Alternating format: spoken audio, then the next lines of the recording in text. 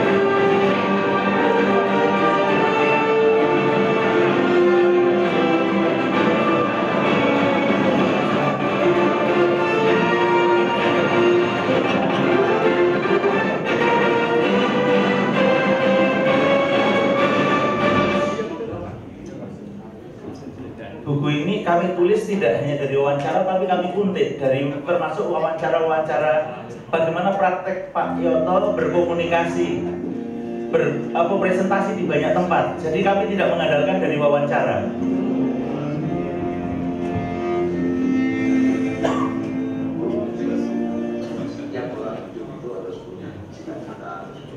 Wawancara ini kami lakukan jam 3 pagi. Mimpi harus dikasih tanda. Dan tandanya kalau kita bermimpi dan bercita-cita itu adalah dirumuskan dengan kata-kata. Rumusan kata-kata itu tidak cukup, harus ditandai lagi dengan karya. Dan karya itu masih belum cukup. Berilah tanda karya itu dengan manfaat. Berani bermimpi, berani mengatakan mimpinya, kemudian berani berkarya, berani memberi tanda karyanya dengan manfaat. Karena sejatinya tanda hidup itu adalah mimpi, kata, perbuatan, dan kemudian manfaat. Setiap kali tanda, mari apa Assalamualaikum warahmatullahi wabarakatuh.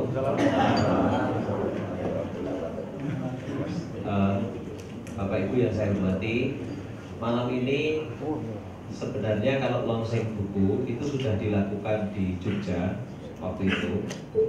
Lalu Mas Cahyo itu merasa perlu berterima kasih kepada Bapak Ibu yang bersedia menjadi narasumber dari bukunya, menyampaikan ke saya bilang, waduh kalau gitu bagus juga, nggak apa-apa, nanti kumpul di rumah dinas.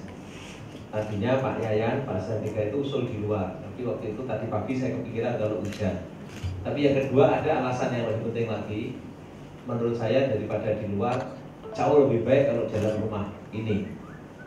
Kenapa? Karena ini sebenarnya adalah rumah rakyat yang saya pun juga tinggal numpang di sini, dan Bapak Ibu saya berharap suatu saat juga menjadi penghuni rumah ini.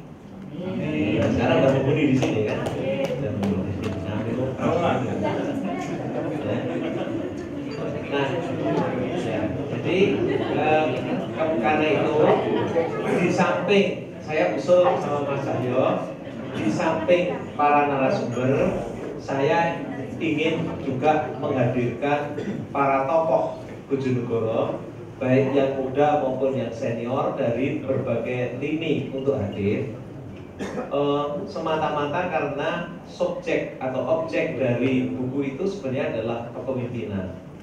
Dan ketika Bapak Ibu, pikiran kita, kalau niat kita selama masih di dalam diri kita itu milik kita. Tapi begitu kita pikiran itu kita jadikan ucapan, jadikan perbuatan, jadikan senyum, jadikan reaksi apapun, sudah bukan lagi milik kita, itu adalah milik orang yang sebenarnya akan dewasakan kami, mendewasakan rakyat Bojonegoro. Silahkan seluruhnya untuk mencalonkan diri jadi calon Bupati Bojonegoro. Kalau perlu nanti rundingannya di sini. Warahmatullahi wabarakatuh. Yang saya hormati Bapak Bupati dan Bapak Wakil Bupati, yang saya hormati Bapak Ibu dan hadirin berbahagia. Terima kasih kami mendapatkan bagian dan kesempatan untuk menyampaikan beberapa hal, utamanya dari Pak Kuswianto.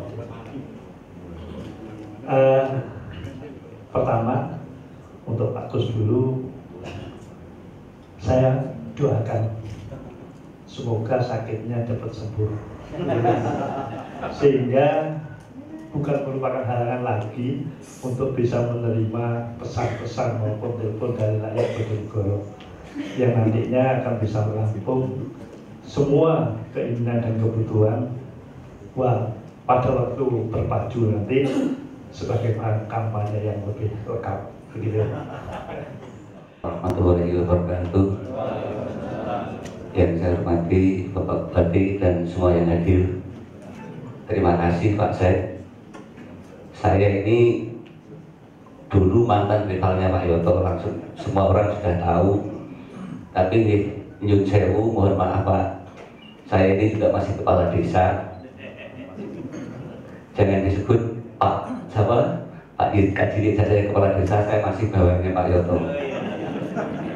Jadi ceritanya kenapa kepala desa yang paling berani nantang incumbent saya, mungkin nggak ada 419 saya yang berani saya. Karena yang memberanikan saya untuk melawan Pak Yoto ya Gus Widan.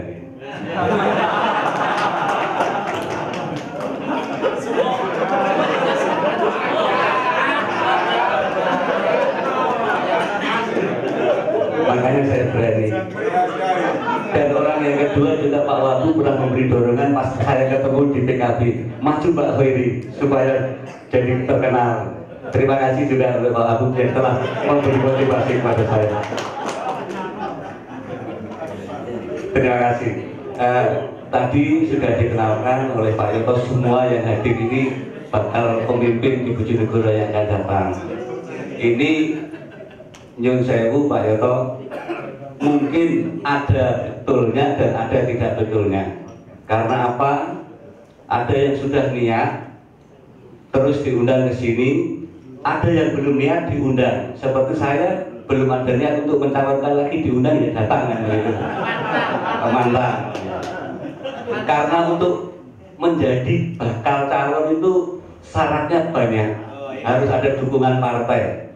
Ini banyak sekali, minimal kalau kita pakai partai dengan 3. Ya kira-kira si nyantol partai di biro kan gitu. Ini ada ketua partai kok di sini. Terima kasih. Dalam kesempatan ini saya hanya memberi masukan kepada calon pemimpin yang akan datang. Mudah-mudahan nanti pergantian pemimpin ini bisa seperti tahun yang partai Pilihan Sampur gara-gara Pak Hartono tidak ada. Yang pertama saya matur nuwun sanget Kang Yoto, ditelepon sendiri dan saya kira wajib hukumnya untuk hadir. Yang kedua itu saya baru baca, baru tahu acaranya itu seperti ini ya baru tadi ya. Duduk, ada buku, saya minta ke ini, saya baca sepintas saja. Bapak-bapak, ibu-ibu sekalian, kalau saya mau menilai Kang Yoto ini agak sedikit susah karena saya cukup lama berinteraksi dengan beliau itu. Saya khawatir subjektif. Tapi memang saya setuju dari buku ini. Saya kira ini buku yang patut digunakan sebagai referensi utama bagi siapa saja yang memimpin Bojonegoro, bahkan memimpin di mana saja. Assalamualaikum warahmatullahi wabarakatuh. Kak Yoto dan timnya dan juga tokoh-tokoh masyarakat Bojonegoro dari partai politik maupun non partai politik dan juga tokoh LSM dan juga seluruh pejabat SKPD di Kabupaten Bojonegoro. Ini tadi judulnya kan presentasi tentang bukunya Pak Yoto. Saya sesama buka bola balik indah. Jadi kalau ibaratnya makin dibuka makin indah. Jadi saya ingat seperti buku Bunga Rampai, itu buku yang menggambarkan perjalanan karir, perjalanan kegiatan, perjalanan beliau di saat melakukan tugas di Bojonegoro Bunga Rampai. Dan catatan atas seperti ini bukan story ya, tapi catatan Bunga Rampai.